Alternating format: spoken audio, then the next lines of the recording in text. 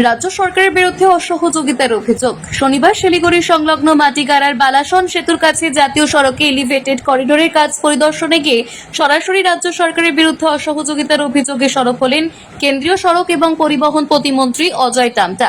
এদিন দার্জিলিং এর সাংসদ রাজু বেস্তা, জলপাইগুড়ির সাংসদ জয়ন্ত রায়, মাটিগাড়া নকশালবাড়ির বিধায়ক আনন্দময় বর্মন, ফাঁসি দেওয়ার বিধায়ক দুর্গা মুর্মুর সঙ্গে বালাসন সেতু এলাকায় এলিভেটেড করিডোরের কাজ খতিয়ে দেখেন।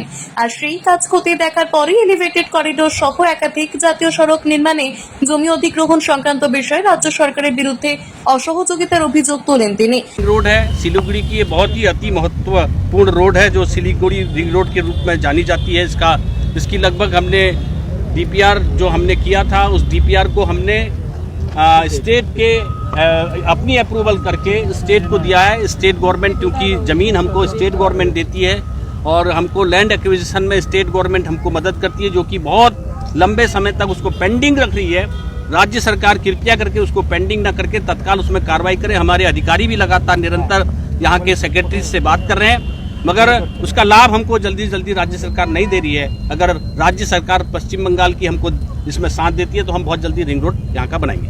যদিও কেন্দ্রীয় মন্ত্রীর এই অভিযোগ প্রসঙ্গে মেয়র গৌতম দেব বললেন, এখন এমনভাবে সেন্ট্রাল গভর্নমেন্টের এই অর্গানাইজেশনগুলো বলতে থাকে যেন মহাকাশ থেকে তাদের কেউ অর্থ পাঠাচ্ছে এবং সেই অর্থ তারা সংগ্রহ করে তারা কাজ করছে। আর অর্থগুলো তো রাজ্য থেকে মানুষের করদাতার অর্থ, সারা দেশের মানুষের করদাতার অর্থ, তো এটা বোঝা উচিত। আর আমরা রাজ্য থেকেও আমাদের কম্পালশন বুঝি। এতগুলো রেলের প্রজেক্ট হচ্ছে তো জায়গার উপর দিয়েই তো হচ্ছে, ভূখণ্ডের উপর দিয়েই হচ্ছে।